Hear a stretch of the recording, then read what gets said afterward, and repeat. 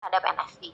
Apakah diterima dengan baik? Bisa jadi mungkin 1 bulan teman-teman fokusnya orientasi di puskesmas, karena ini kebetulan misalnya COVID juga, teman-teman di sana mungkin fokusnya itu untuk sebagai backup di sana, bukan backup ya istilahnya, untuk menguatkan pelayanan di sana. Jadi mungkin teman-teman belum sempat nih ketemu masyarakat di dalam forum-forum lintas sektor dan sebagainya, atau belum sempat turun ke lapangan. Apalagi ini kan udah akhir tahun ya, mungkin teman-teman kemungkinan kegiatan-kegiatan inti itu sudah jalan, itu sudah running. Bisa jadi nanti jawabannya belum sempat atau belum melakukan pendekatan ke masyarakat, jadi belum tergambar penerimaan masyarakatnya misalnya. Atau misalnya teman-teman ternyata sudah sempat berinteraksi dengan masyarakat dan teman-teman justru malah menerima banyak hal positif gitu ya, penerimaan dari masyarakat. Bisa juga digambarkan kalau masyarakat menerima dengan baik, bahkan misalnya sering dikasih makanan, misalnya kita dikirimkan makanan sebagainya. Atau sebaliknya, misalnya masyarakat sepertinya karena kami gitu ya, misalnya dari daerah merah nih, karena di zaman COVID ya misalnya, masyarakat itu sepertinya tidak terlalu terbuka gitu menerima kami karena takut kami membawa virus dari luar misalnya gitu ya kan, siapa tahu. Jadi kalau kami tuh merasa tindak tanduk kami itu dicurigai gitu ya, misal silakan dituangkan di situ. Jadi ini seperti anggap aja diary lah ya, tapi ya jangan panjang-panjang, jangan sampai 1 poin itu 1 halaman sendiri gitu ya. Nanti bisa jadi buku kalau dikumpulin. Jadi kemudian rumah tinggalnya bagaimana? Apakah memang disediakan? Kan memang prinsipnya kita itu memang menuntut daerah itu untuk menyediakan fasilitasi rumah tinggal. Itu jadi bagian yang kami klarifikasi sebelum memberikan penetapan formasi untuk penempatan NS di sana. Nah itu diceritakan, ada nggak, aman nggak, layak tinggal nggak. Misalnya ada yang ternyata rusak ringan atau rusak sedang misalnya, atau ternyata nggak ada dapurnya, atau ternyata toiletnya nggak bisa dipakai, atau kamar mandinya ternyata ada di luar gitu ya. Silakan itu dituangkan. Jadi kami bisa tahu, bisa dapat gambaran tanpa kami harus ke sana. Kami bisa tahu nih apa yang teman-teman hadapi. Seperti itu. Jadi kalau misalnya ada yang bisa kami lakukan dari jauh untuk memperbaiki itu gitu ya, itu bisa kami pelajari dari laporan. Sesi yang kedua tadi kan gambaran komitmen daerah ya. Jadi itu kan sebenarnya 3 hal ini merupakan bagian ya kami untuk mengidentifikasi sebenarnya 1 misalnya jadi tenaga farmasian, misalnya jadi tenaga gizi gitu di puskesmas ya, atau apa. Tapi nanti perkembangan itu kan akan berjalan. Jadi kami nanti bisa tahu nih, kayak yang tadi aja gambaran komitmen. Misalnya di 1 bulan dia rusak ringan. Terus ternyata pas di 6 bulan udah ada perbaikan komitmen nih. Mungkin si binwilnya itu baca, misalnya dia baca terus dia koordinasi gimana nih ke Dinkes Kabupaten, dan kemudian dilanjutin ke puskesmas. Kok saya baca tenaga NS saya misalnya kamar mandinya nggak bisa dipakai. Nah nanti di 6 bulan ternyata jadi semuanya udah baik, kamar mandinya sudah ada misalnya. Jadi kami bisa tahu juga progres terkait dengan permasalahan. Atau malah sebaliknya, jangan-jangan nih kondisi nggak layaknya ini malah bertahan sampai di 18 bulan misalnya. Itu bisa jadi evaluasi yang penting itu buat kami. Untuk uraian tugas juga begitu. Bisa jadi nanti di 1 bulan teman-teman masing-masing cuma punya 1 tugas pokok yang kaitannya dengan keprofesiannya. Tapi nanti bisa banget gitu ya, yang kami lihat tuh di 18 bulan itu nanti berderet tugas pokoknya. Karena teman-teman udah dapat kepercayaan, akhirnya digunakan optimal gitu, itu bisa jadi nanti berderet, bisa 3, bisa 4, bisa 5, seperti itu sering kita temui. Sebenarnya kalau makin banyak, terus menunjukkan bahwa kinerja teman-teman itu makin diapresiasi. Kemudian ada tugas pokok kita yang terkait dengan program internal atau pelayanan internal profesi teman-teman. Kalau misalnya bidan ya kayak KB, gizi juga begitu. Tapi ada yang namanya tugas integrasi atau tambahan. Artinya tugas-tugas ini menuntut teman-teman untuk kerja kolaborasi multi pelayanan. Misalnya ada program peningkatan SDBM. Di situ misal jadi Kesling ada di situ, bisa jadi Promkes ada di situ, ya. Bisa jadi mungkin gizi karena dia stunting juga kan faktor ke lingkungan, Kesling itu kan penting juga, mengambil penting juga ada di situ. Jadi atau mungkin keluarga sehat, itu kan tugas-tugas yang sifatnya nggak cuma ada di satu pelayanan seperti itu.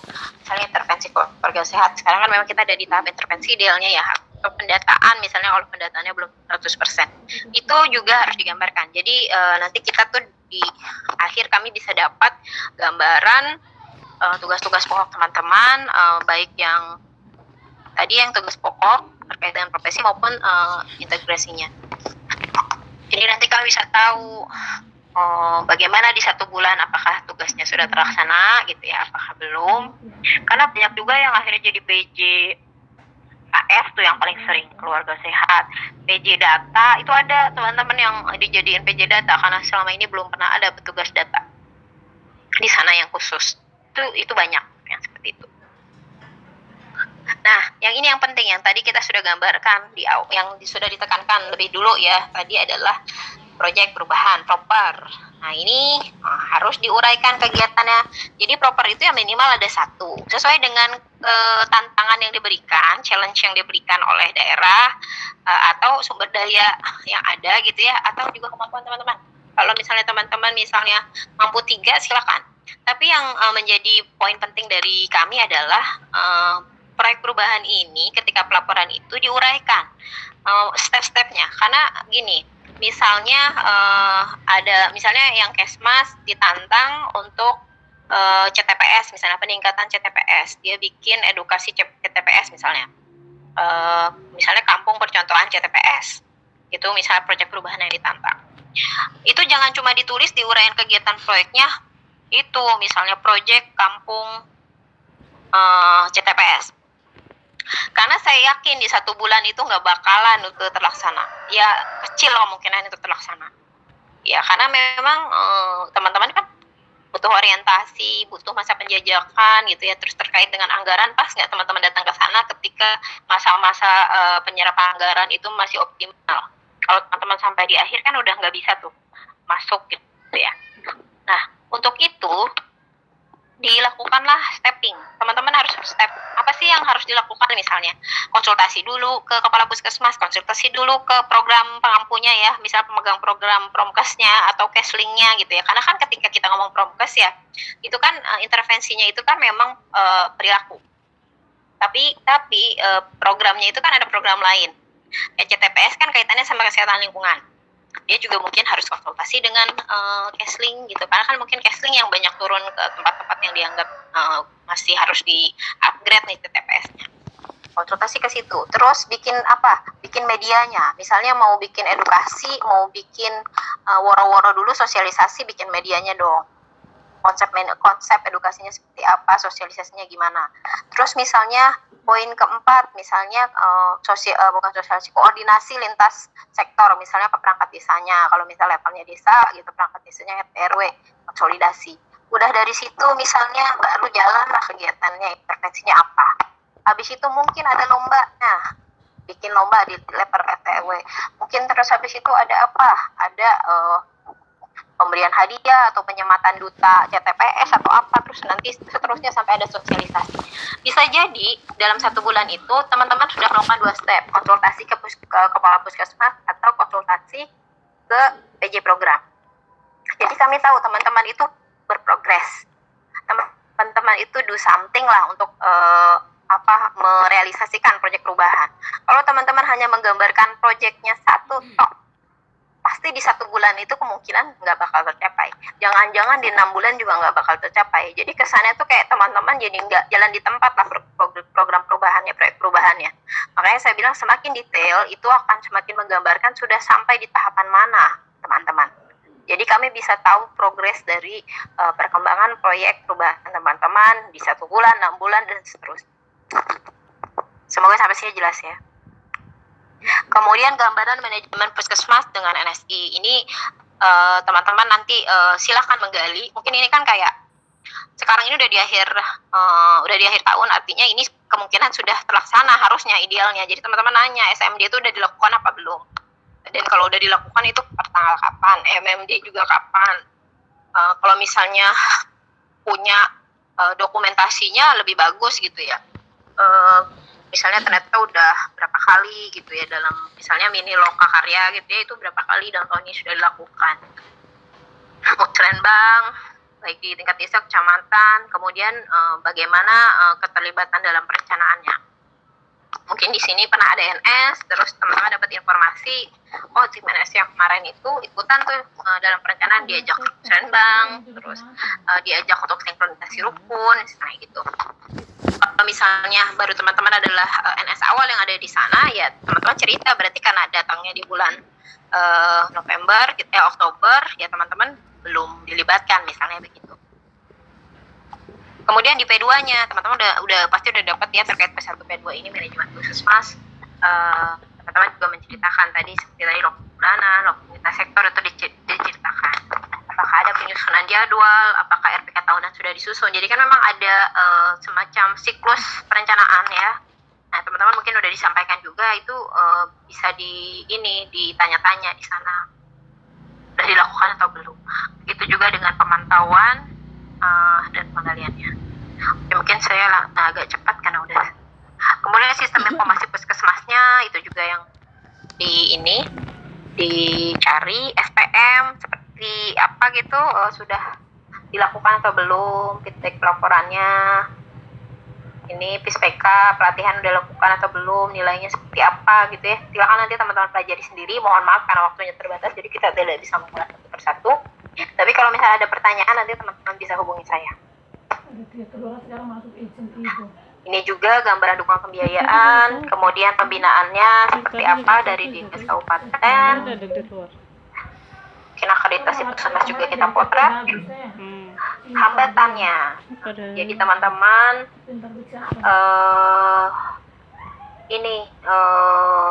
mungkin dapat identifikasi gitu ya, kira-kira hambatannya apa saja, mungkin dari dokumentasi evaluasi pelaporan yang ada, atau juga mungkin dari hasil menggali gitu ya, dari kepala puskesmas, kepala TU, atau pemegang program misalnya apa yang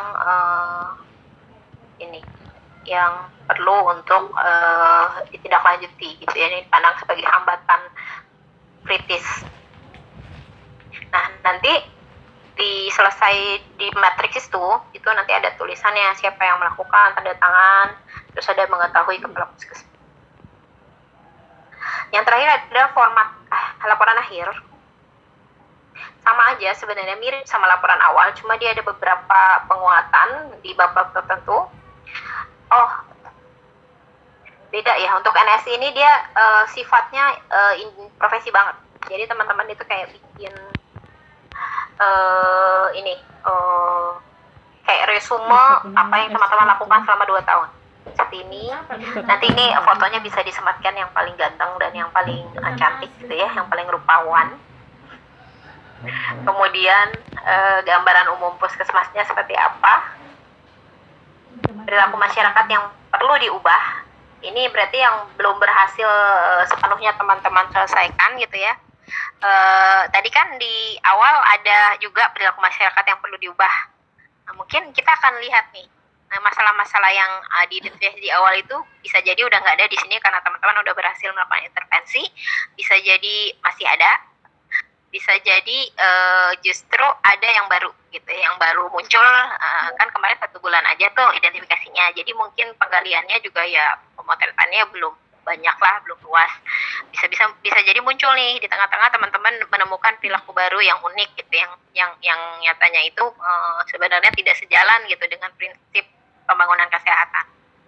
Itu bisa jadi di situ. Misalnya ternyata saya nemu ini aktivitas fisik di sini itu kurang untuk level anak-anak, misalnya anak-anaknya itu jarang bergerak, jadinya pas nemu nih misalnya orang gizi ternyata obesitasnya lumayan tinggi nih di anak-anak misalnya.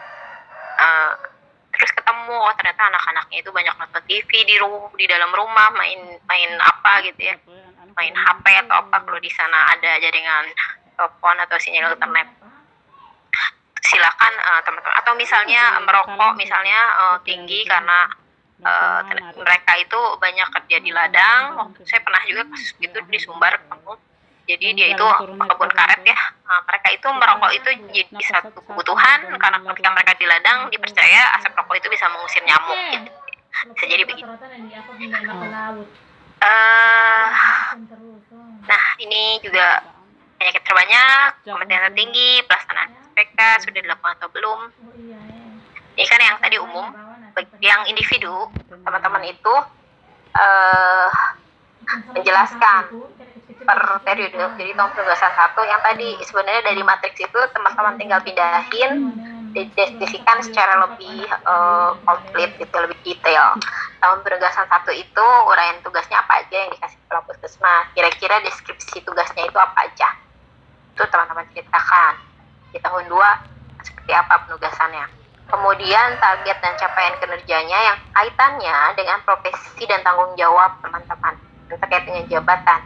Berarti kalau KIA, KB, bidan, ya KIA, KB aja gitu. Untuk yang tenaga nutrisionis juga.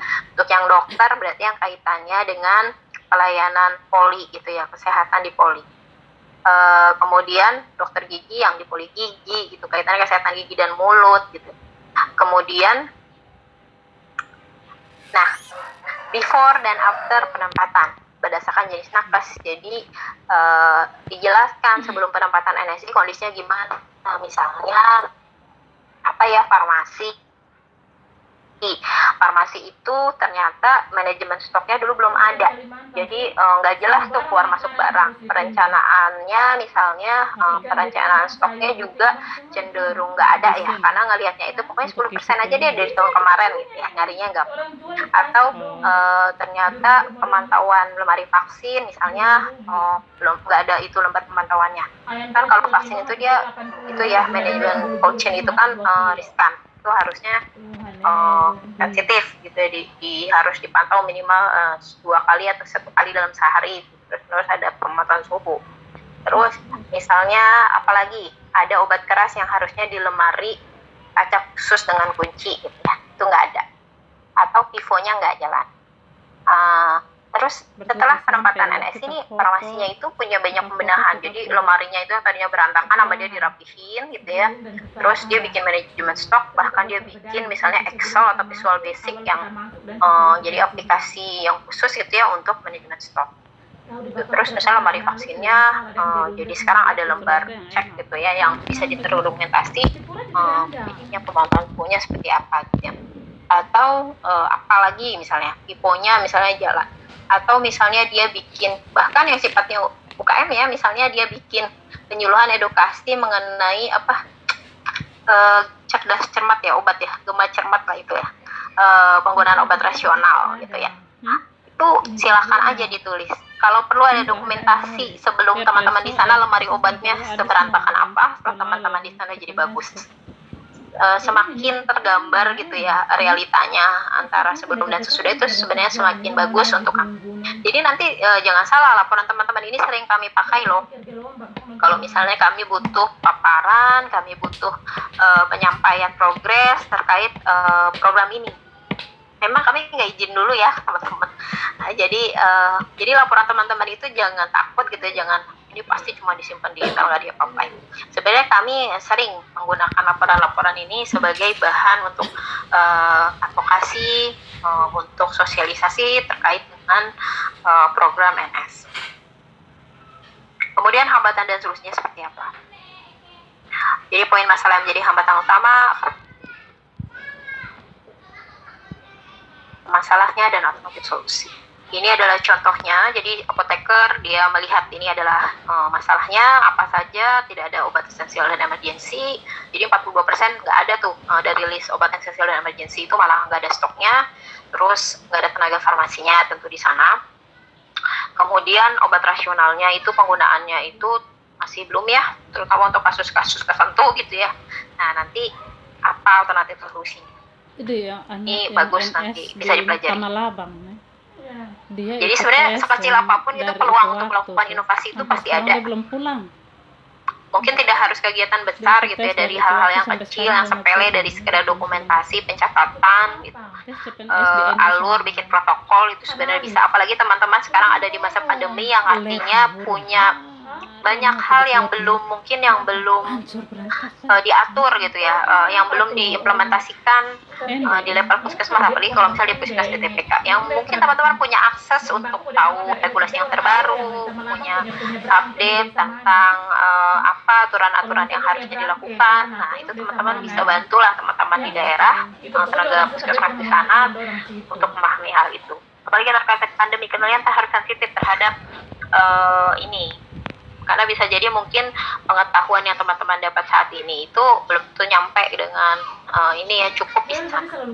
Kemudian dalam bidang profesi itu juga diberikan gambaran. Ini nama programnya tadi ya, program kegiatan yang sifatnya inovatif, perbaikan gitu ya.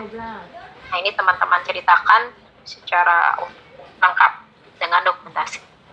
Nah, ini yang penting juga, teman-teman itu menguraikan pesan dalam bertugas. Jadi teman-teman menuangkan pengalaman berharga yang memberikan pesan dalam. Kemudian harapan yang diharapkan ya terhadap pelaksanaan program, dan harapan yang dimiliki terhadap pemangku kebijakan baik di level masyarakat maupun kabupaten. Begitu juga untuk kami di level pusat, yaitu Kementerian Kesehatan maupun lintas sektor yang lain, misalnya terkait kalau misalnya gizi, mungkin kami pernah mengajukan kerjasama misalnya dengan dinas perikanan atau peternakan atau dinas pertanian, ternyata tidak direspon misalnya. Padahal kami punya program inovasi yang sebenarnya itu bagus sekali gitu ya untuk ini, untuk bisa sama-sama memperbaiki situasi gizi di sana misalnya gitu ya, dengan misalnya subsidi atau memberikan benih gitu ya, bibit yang terkait dengan perbaikan gizi. Misalnya kalau ada program perbaikan gizi kan, kebun gizi atau mungkin kolam gizi seperti itu. Nah, ini adalah penutup. Jadi nanti disampaikan seperti tadi disampaikan, ada persetujuan kepala puskesmas sama tahu di situ. Aduh, kalau sampai di sini sedih lah. Oke.